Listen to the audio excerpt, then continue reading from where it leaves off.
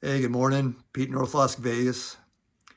Hope everybody's having a great Christmas or holiday if you don't actually celebrate Christmas. Just a quick update on this new Frontier Armory build that I did using a Wilson Combat barrel. And one of the build videos, I showed the brand new barrel gas port using my borescope. So I just thought we would take a look at what the gas port looks like after about 40 rounds. So a lot of the leftover, in the first video I did, there was quite a bit of leftovers around the edge of the hole from where they drilled the gas port. It wasn't as finished as I thought it should be, but I brushed most of the big pieces out.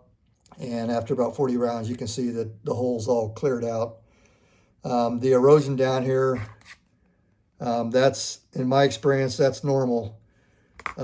Especially for the first maybe 50, 100 rounds, this erosion, it happens pretty quickly, and then it kind of stabilizes and slows down. And it takes longer and longer to get more erosion around the gas port. So that's a normal amount, even for about 40 rounds. Okay, so since the last video, I added a BCM steel QD mount. And the reason I did that is these aluminums over time, they'll wear out if you use them often enough. The QD itself is made out of steel.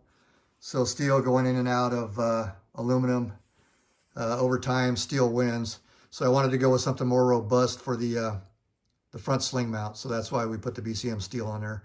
Also put a Magpul bipod mount and a 6x9 notched leg Harris. For those of you that aren't familiar with the Harris, this is their swivel version. And this is how you adjust the tension on the swivel. And that's what allows your rifle to cant back and forth. And the other thing I talked about in the last video was I purchased an Odin adjustable weight buffer. And the reason for that is I was having some issues with my NATO ammunition. The full-powered commercial 308 stuff ran just fine in this rifle so long as I was using a Magpul magazine. And I talked about the D&H magazine and how it failed and why it failed. But anyway, with the commercial stuff, the rifle ran fine, but the NATO is a lower powered stuff. My surplus is 40-something years old, and I wasn't always getting a lock back on the last round. So most of the time I was not. So I decided that to put that Odin in, I have the Odin adjusted to the minimum weight configuration, a steel and an aluminum weight inside. Also talked about in the last video, it comes with a tungsten. So if you want to add the steel and the tungsten, that would be your heaviest configuration. But anyway, I'm hopeful that this is going to solve the NATO problem I had on the last round hold open. Okay, so I wanted to get the scope mounted on this thing and get it back out to the range, test out the new lighter weight buffer, but ran into a little bit of an issue. Here's the scope I ordered. And nothing wrong with the scope. Scope is fine. I also have an LPVO version of this scope, Mark III, but it's a 1.5 to 4 power. And they have identical reticles, and other than the zoom, they're the same scope. But what I noticed was on this scope here, I can see the reticle subtensions much better. And they seem to be spaced a little bigger. It's almost like they put a different size reticle in this, even though it's the same design reticle as my LPVO. But I don't think that's the issue. I think there's just something about, the optical engineering between this powered scope and the 1.5 to 4 that makes the difference on the reticle. But I'm going to do a separate video on the two scopes, and we'll try to get some good pictures down the scope, and I'll show you what I'm talking about on the reticles, but that'll be an upcoming video. Okay, so why isn't the scope mounted? Well, I ordered directly from American Defense because everybody else was out of stock on this particular version. This is their non-cantilevered version, which is what I need for this scope to get the proper eye relief back here on the charging handle.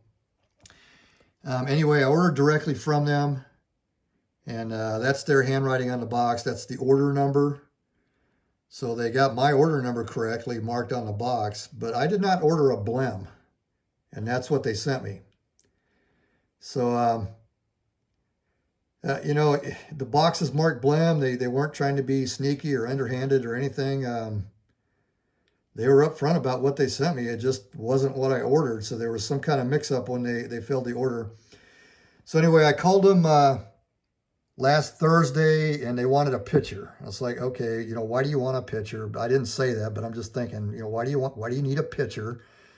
But anyway, I sent them a picture and explained the situation, and that, you know, I wanted a new ring, and you probably can see what the blem is by now. I'll put a little more light on it, but right there on that edge, you can see the rough machining. And so that's the blem. As far as the rest of the mount, I couldn't find anything wrong with it. So I think that's the only thing wrong with it. But I just, you know, I paid full retail. I did not order a blem like I was saying earlier. But anyway, that's what it's supposed to look like. And that's ugly enough to where, you know, I don't want to keep it. Besides, I paid full price. They offered to give me a discount on a future purchase. I said, no. I said, you know, either I return the whole mount and get a replacement, or I want a new ring. I don't know if I'm going to buy anything from you guys anytime soon. So keeping some kind of discount on the books for the next purchase wasn't really something I wanted to do. Anyway, just a quick update today.